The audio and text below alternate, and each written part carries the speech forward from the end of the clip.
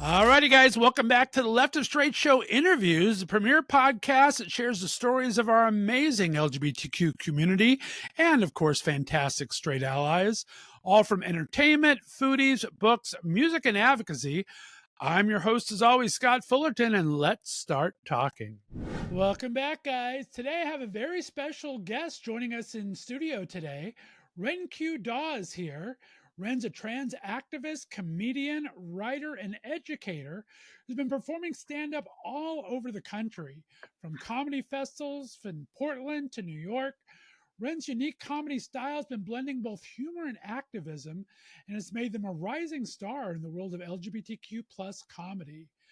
Known for their witty insights on gender, identity, and the absurdities of just everyday life, Ren uses comedy as a tool for civil disobedience, social change, and just to make you bust out laughing.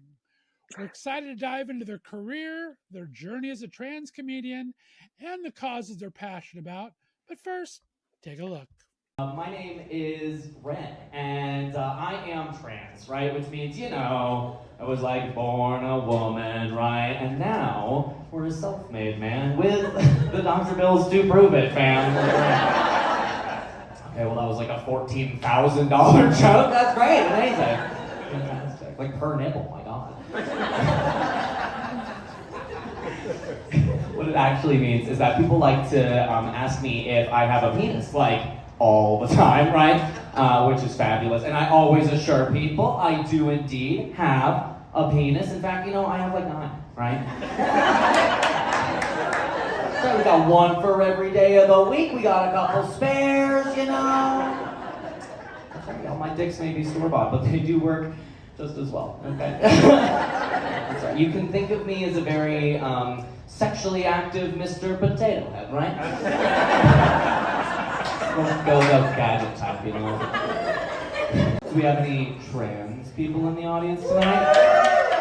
My goodness, usually it's just me. Oh my God, so happy you're here, y'all. Oh my goodness. Now I just celebrated my my 7 years on testosterone, right? And there's a lot of changes that I probably should have expected, and including I now invest in Bitcoin. And I am the host of a podcast. That's right, unfortunately true. And lastly, now when you go on testosterone, your clit gets a little bigger. And it kind of looks like a tiny penis. Circumcised, of course. And you can think of it kind of like like an adolescent pistachio, emerging from a shell, right? And it just feels ridiculous to have gone through like all of these steps and all of these changes just so that I too could be a white man who's really proud of his micro penis. Y'all have been absolutely wonderful. Are we ready to get this show on the road? Alrighty, welcome back. That was just some of the comedy stylings of my very special guest today. Ren Q Dawe is in the house. Ren, how the heck are you? Oh my goodness, Scott, I'm wonderful. It's a beautiful Tuesday. I'm so happy to be here. Thanks for having me. I am so glad to have you on the show. We talked on another podcast a while back, and it's like, I have to have him on this show. You are amazing, so funny, such great stories. So welcome back to the show. I always start with 2 questions for all newbies here to the podcast. First question, tell me about where did you grow up and what kind of a kid were you? Just a small question. I grew up in Shepherdstown, West Virginia. Shout out. Love West Virginia. Love Shepherdstown. Big love for that place. I think that it gets a bad rep, but it's beautiful. Truly is almost heaven. And I was a very weird little kid. I was very much a tomboy. And I was quite grumpy most of the time. I think I was a pretty grumpy kid, because I was really frustrated that I wasn't allowed to do things that adults were allowed to do. And I didn't have too many kid friends. And so when all your friends are adults and they get to do things that you don't get to do, it feels deeply unfair. Right. And so I was definitely I was like, I was like the best old man when I was a young girl. I love that. That's absolutely amazing. Well, talk about this trans journey just a little bit. Tell me, when did you first start coming out to yourself and kind of developing a word for it, maybe, or a feeling? And when did you start to find your LGBTQ tribe? Oh man. That's a great question, right? I mean, like, I think it's funny because, like, I don't even necessarily have memory of this, but my mom never fails to remind me that when I was like, it was literally my third birthday, and I went to my mom and I said, "Mama, I have thrown away all of my dresses, and you are going to have to deal with it." I was like, "Who taught this kid how to be a You gay were born a guy?" young Like, it's British like, girl? I'm right? I confused all know, of a yeah, sudden. like, Wait a second. right? Okay. I know, so weird. And that was probably, our first inklings that something was a bit different. And then I tried pretty hard to be very girly and fit the mold and be, be a girl in any context. Straight girl, gay girl, tried it all, right? And when I was a teenager, that was when like YouTube and like especially the trans masculine like scene on YouTube kind of came to the forefront of that site. And I was just obsessed with all these trans YouTubers, and I was just like, but not me. I just think they're neat. And I was, a theater kid, classic. And that's kind of where I started to find like my like queer community. And I was like, oh, okay, something is up. Something's up. And like somewhere along that, that somewhere in those plays, right? It was like funny. I like wasn't necessarily out to myself, still was kind of like confused what was going on. And I was having all of these really lovely, romantic, intimate, sexual, whatever moments with like very gay identified cis men who were like, you know what? I don't like women, but I really like you. And which I deeply appreciate because it really helped me figure it out. Because I was like, why is this so affirming? Oh, it might be because we're a gay guy.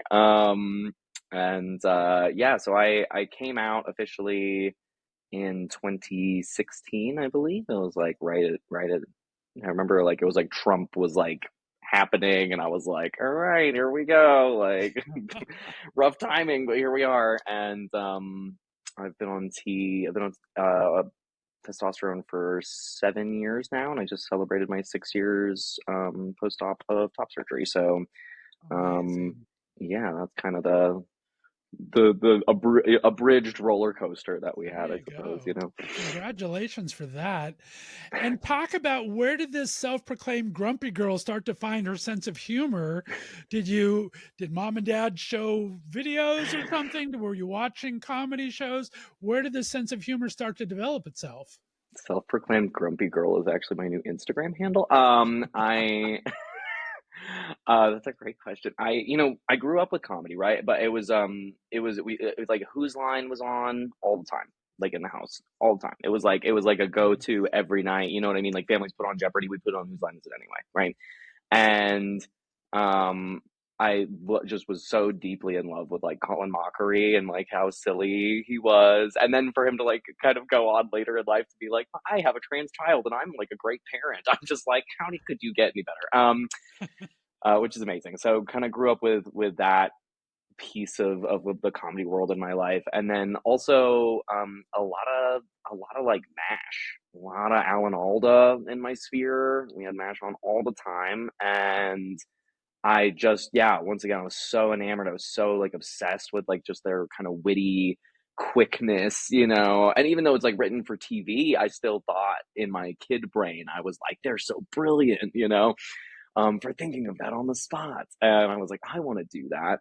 And I was very deeply socially awkward and very very anxious, and I was not the funny kid. I was definitely like definitely not the funny kid, and was really wanted to be the funny kid. And so I, yeah, just kind of tackled it like it was a college class. I was like, I'm just gonna read everything that I can. I'm gonna listen to everything I can. I just want to like try to do this.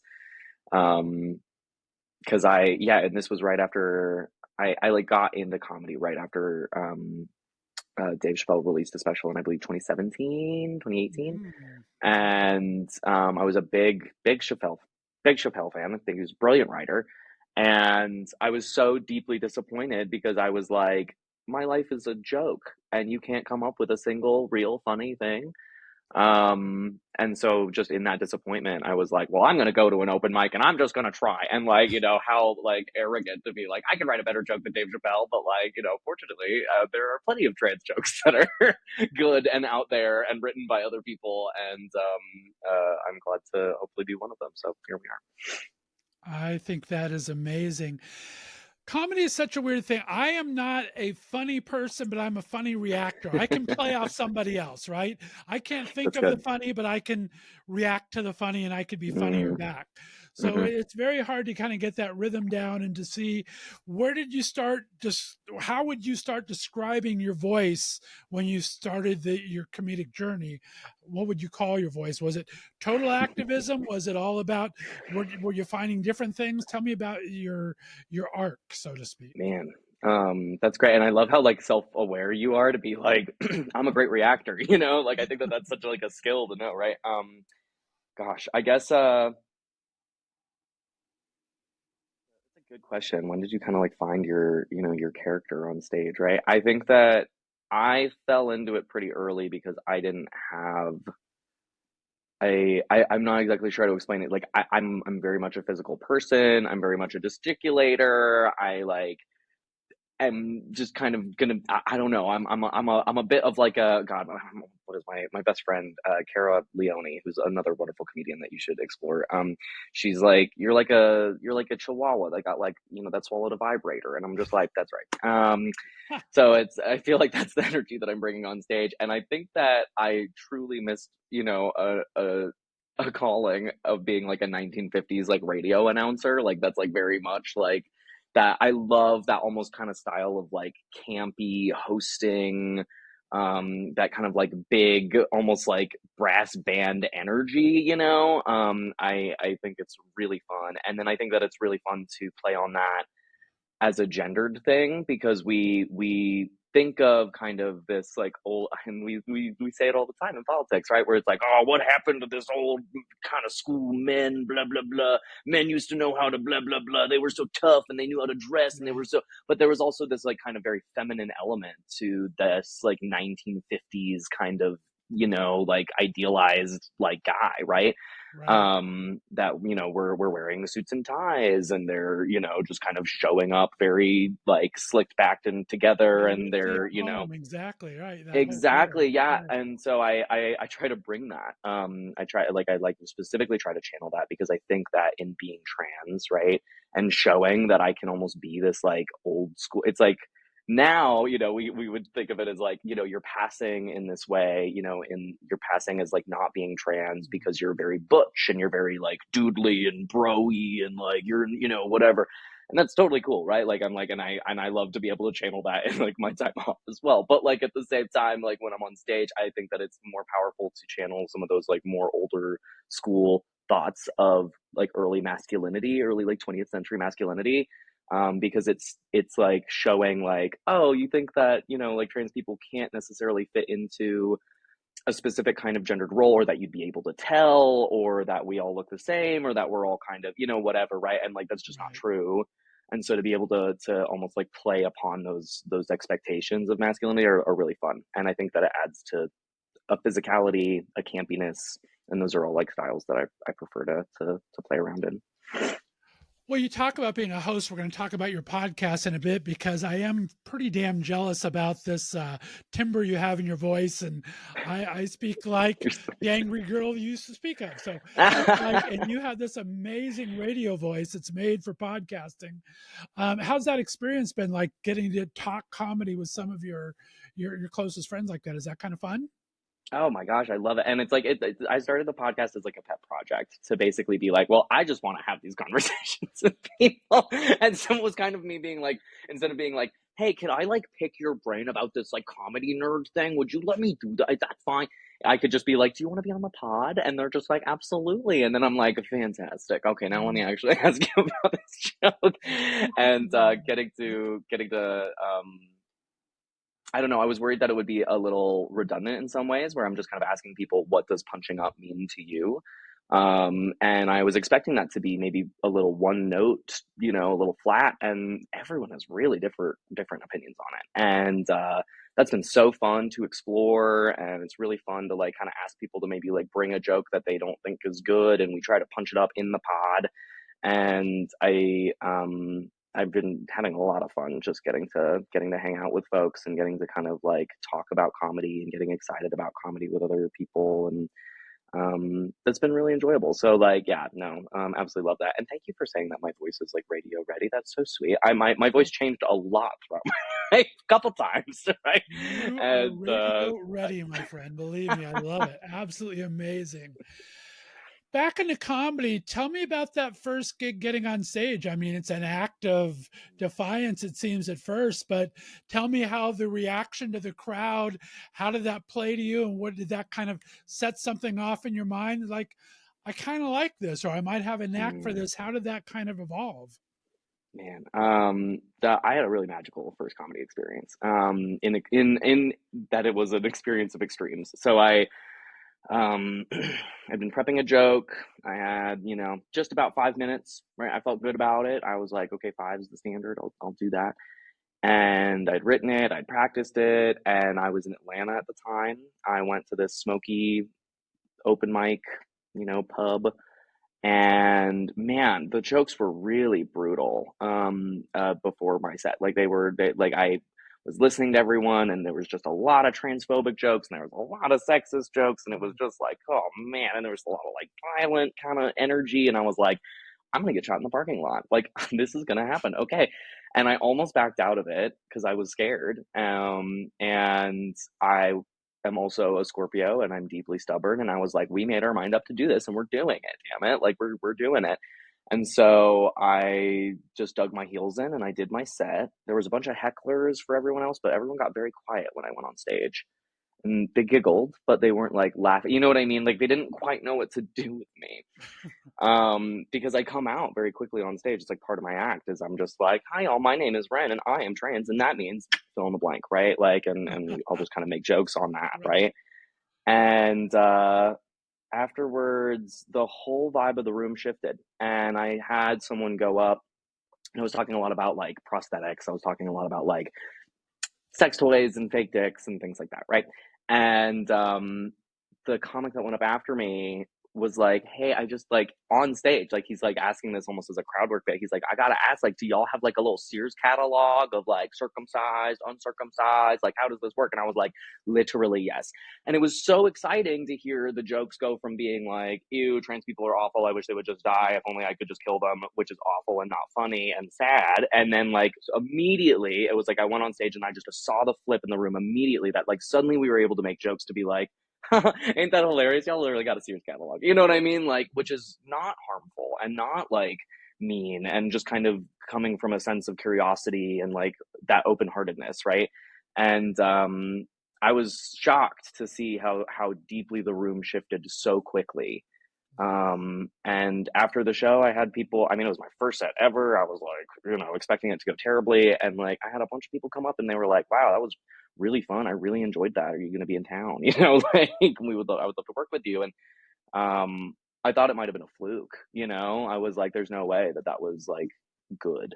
Right. And, I think that it was fine, but, looking back, but like, I'm very fortunate to have like had people respond so well to it. And for that to have not been a fluke. Now I've seen that all over the country with people like reacting in very, very positive ways. And it's neat to see the change in people like that.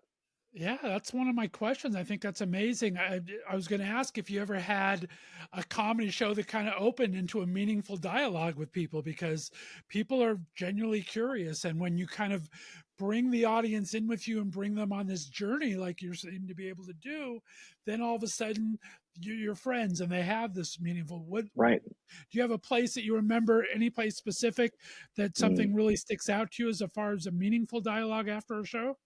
Yeah, I mean, I've had the bunch, right? But I would say that like probably Pueblo, Colorado was one of the more meaningful ones. It was a sold out show, and I walk in and it's a bunch of old white folks and a bunch of real hard looking like working people, you know, and I was like, oh boy, like, and I was headlining, so they had a whole 30 minutes of me. And we laughed together. It was great. Like, it was a good show. You know, I felt good on it. And then afterwards, I had just like so many different kinds of people come up to me and tell me how, like, wow, I'd like never met a trans person before, and like kind of asking questions that were, yeah, maybe ignorant questions, but like it wasn't coming from a mean spirited place. Like, it was coming from like a, wow, like I finally have the opportunity to maybe learn this with you right now. And specifically, I remember this like old cowboy coming in, and I had a joke in there that was about the drag bans that were happening in Tennessee, which was essentially me being like, oh, and now I'm an illegal substance in Tennessee too, you know. And like, he came up to me and he was like, I didn't realize that like the drag ban would also mean that y'all wouldn't get to perform on stage either. Like, but that makes sense. And I was like, yeah, it's like, it's a little bit deeper than we thought, huh? And he was like, and I'll just never forget it. Like, he shook my hand and just so genuinely was like, wow, brother, like, you gave me a lot to think about today. I don't know if I can keep on voting the way I've been. You really gave me a lot to sit on. Thanks so much. I had a great time, And like, jokes. How It's jokes, impactful is right? Like, that? Yeah. Oh yeah. my And I was goodness. like, I work in education, I work in activism, I work in like different kind of political elements. And like, man, we can spend hours, weeks, months, years trying to change someone's mind. And so then to see it happen so quickly in such a lighthearted environment, so willingly, so willing to be like, maybe I was wrong, like, because we want to be in on the joke together.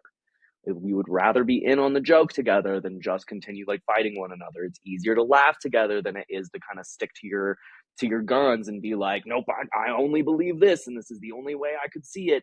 And so I think that it really, like, comedy really kind of opens up the floor for those conversations to happen, and for us to allow ourselves to be wrong, because sometimes being wrong is the more enjoyable part of it. It makes for the better story. It makes for, the better part of the joke. It Right. makes it available for you to connect to that humor, which we want in that social context, right? So I think that like, it's been just magical to see that. And that's like one example out of like hundreds and hundreds and hundreds that I've like had across the country of people being like, wow, this resonated. I'm changed, and I don't think that's because I'm a great writer necessarily, but I think that like having that connection with people, and then like not being afraid to say like, this is who I am in a public way. Like, I think that is like just as impactful as like good writing. That's fantastic. I'll give you 40% of the credit. We'll see by the time the interview, maybe you're up to 75. We'll see what happens here. Talk about, I mean, you've been to at least 20 states that I know of by far. You're planning an entire countrywide tour. And I mean, I talk to a lot of singers in here, and of course, singers go all over the place, and there's different audiences in different states, right? Some people That's right. politely clap, some people won't say a word. Talk Mm-hmm. about trying to find your groove in those audiences. What's been your hardest region? We won't pinpoint any state and get you Mm. banned for life, but is there a harder region to perform in, or a harder any place that you found you really need to kind of crack them open a little bit first? Fascinating. It's so interesting because I think that I've had like the opposite experience of a lot of queer people actually, which is like, I feel like I do really great in red states. I do really well in like these like kind of rural regions because they're not necessarily afraid to laugh at trans jokes. Suddenly there's just a good trans joke to laugh at as well, right? Like, and so they're receptive to it. a lot of times when I perform in pretty liberal centers, where I live, Boulder being one of them, Pacific Northwest, all over, right? Um, Sometimes they're quite progressive, and in that they are also very wary, in some ways appropriately so, right? To laugh at trans jokes, because they really don't want to be offensive. They really don't want to be like, they would rather like die than be offend someone. You know what I mean? Like, Right. and suddenly, because we've been like conditioned that some of the only trans jokes we have are really offensive and they're going to offend someone, and by laughing you're being offensive, and you're being complicit in that or whatever.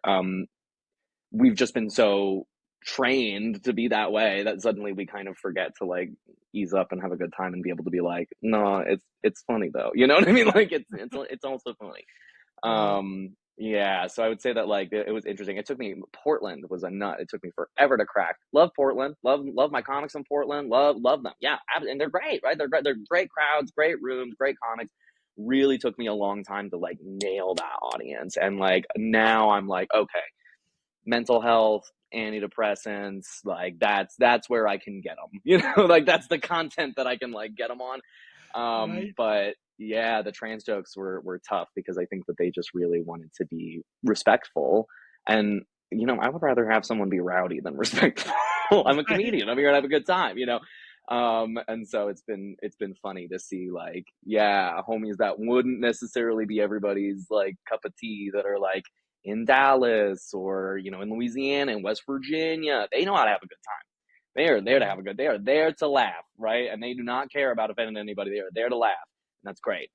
There's other homies that are like a little bit more wary about doing that because they're trying to be quite polite. So it's not necessarily the worst problem to have that you have a very polite crowd, but also you're kind of like, come on, like you can do it. It's Give me okay. a little. Give me a little. There you go. I Yeah. like it.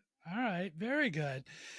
And talk to me about some influences, comic or otherwise, for you that's Mm, kind of helped shape your career, and talk about your reception generally with other comedians. I'm wondering if you're learning much on mm. your podcast, because my most difficult podcast interview I ever had for the first time was Margaret Cho. I thought she would be Wow. amazing, but she's so used to doing her jokes that when you talk to her in person, she's very shy, she's very quiet. I Right. had a set of answers and we were done with the interview in 10 minutes. It's like she taught me to ask 80,000, to write down 80 questions, because sometimes there's a shyness and reservedness. What are you learning about other comics as you do all these tours? And talk to me about who some of your idols are, people you're looking up to these days or Man, throughout. that's a great question. So when I first started comedy, I would say like kind of the greats that I looked up to were like, um really, I mean, I love John Mulaney's physicality. Dylan Moran is both simultaneously very crude and also quite clean in some ways, because he makes a lot of like really like dirty jokes in a lot of ways, but they are oddly punch up jokes, right? So they feel kind of like down in the dirt, but like they're quite punch upable, and I love that. And he's Irish. He's just got a brilliant accent. I've seen him live a bunch. He's great. So those are probably my like two big like, okay, wow. Love some old school Eddie Murphy as well. So fun. Some of it's really clean early too, which I think is really impressive. And like now I just I don't feel like I can. This is gonna sound really weird. I don't feel like I can learn that much from like white dude comedians, because they can just go up there and be like, "What's the deal with celery?" And like they don't have to do anything. They can just go into anything they want to talk about. And like for so many other minority comics, and I mean, it really almost doesn't matter what it is, whether it's like a disability or it's race or it's gender identity, sexual orientation, whatever.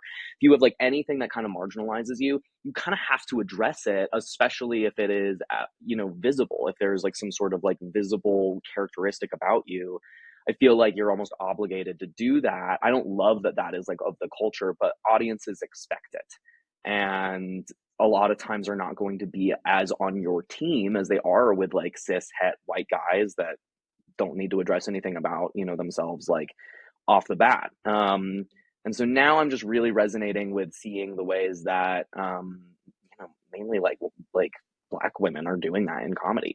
Because I think that they just are so impressive when you're able to accomplish that like gracefully. and be very authentic to your content, and not, I'm not saying like waste, but you don't feel like you have to spend like 3 to 5 minutes just being like, this is who I am, get on board with who I am. Okay, are we on board with who I am? Okay, great, now I can talk about celery. You know what I mean? Like, it's like, right, they can kind of just dive in and do that quickly. And I'm seeing a lot of like incredible people do that in the scene right now, right? Like Chanel Hughes is just so incredible, easily one of my favorite comics in Denver. She's absolutely fabulous and just so skilled at that. Roxy Grant, they're also incredible at that.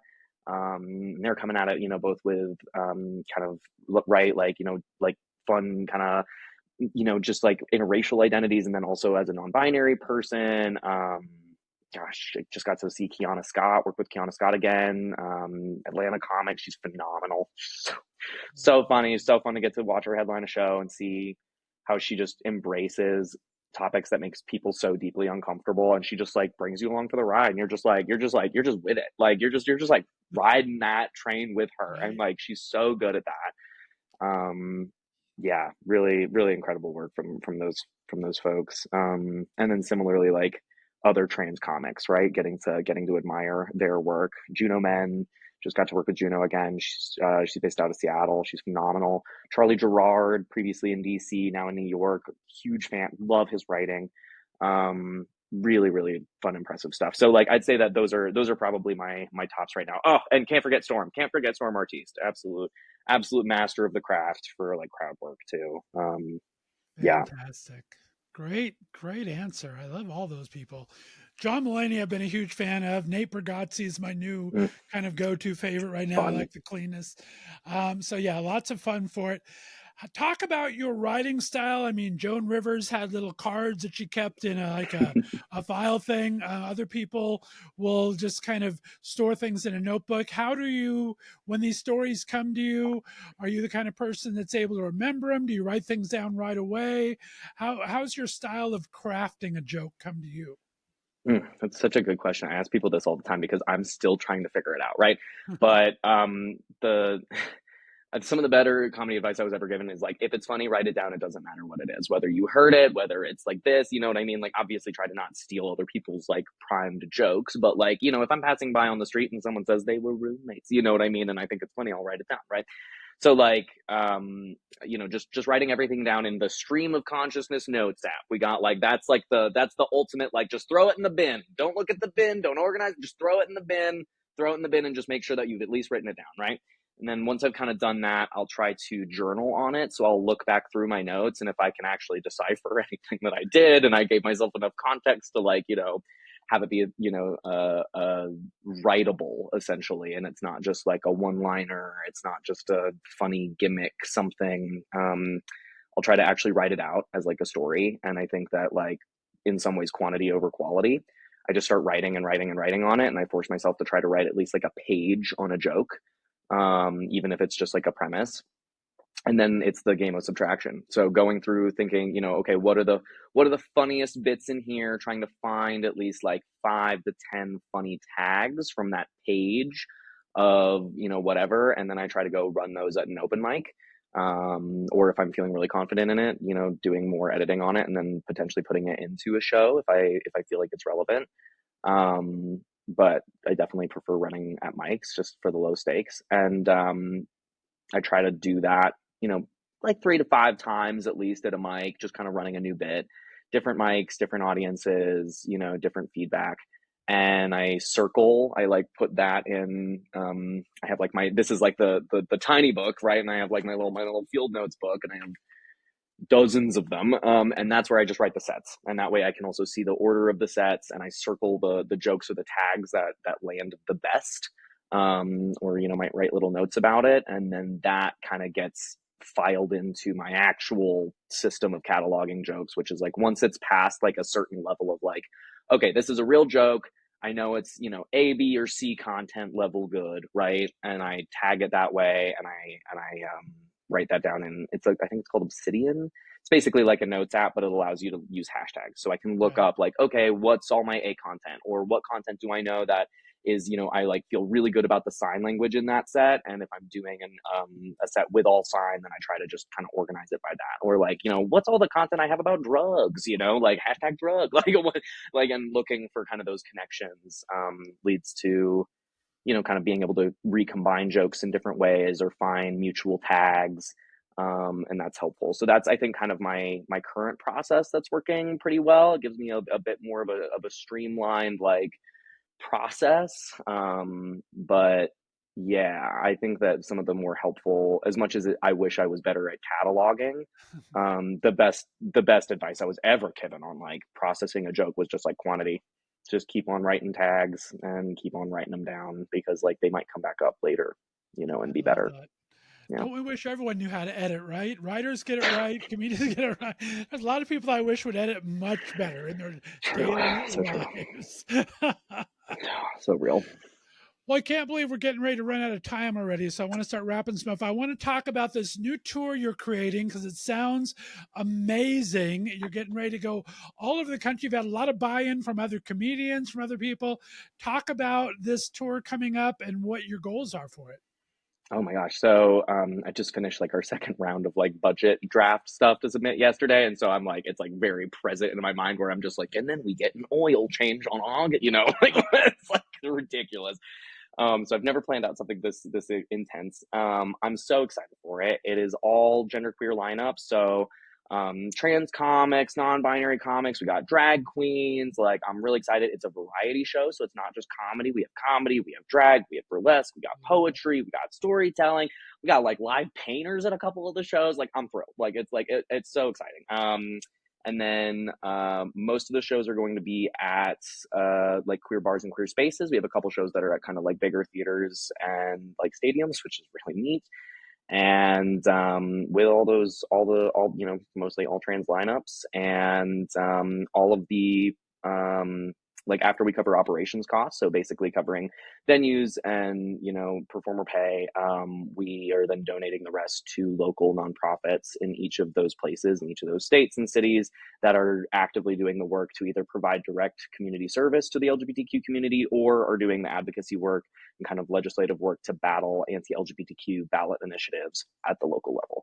So it's like neat to be able to take kind of like queer joy in like a contained space where we're getting to put on a show and we get to laugh together and we get to like watch really cool art happen together, and then be able to take those funds directly and put it into like protecting and serving the community, right? And that's been so neat, right? And so that's certainly like the goal. And I am excited to get to like, I love to travel and I love getting to do that. It's been exciting that in a lot of the places that other folks have been scared to go, quote unquote, like there are a lot of trans people down there. There are a lot of queer people down there. There is those communities exist there, and we deserve to pay attention to them, right, as well. And they deserve that acknowledgement. The artists in those rural areas deserve that acknowledgement as well. And so I'm really excited to bring together. Yeah, I mean, we got people off of RuPaul's Drag Race. We got like some of the most premier trans rock stars of our time, like all coming together for this. Like, this is so cool. And then we get to kind of combine that with like really amazing local talent in places that I think are kind of getting some like underserved and certainly underacknowledged. So yeah, that's kind of the overall of the tour.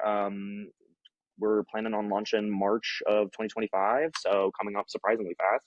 And right now we're plotted out to 38 states, but we're trying to hit all 50 in 2025. So fingers crossed we can get there. Yes, you can, my friend. I love that. Well, I will help sponsor Ohio. So get your little happy butt out to Ohio and we will Gladly have some fun here and talk about it. I mean, sponsorship's always great. Paying your artists is always great. Who would have thought, right? Talk about what you're looking for as far as support for helping all this.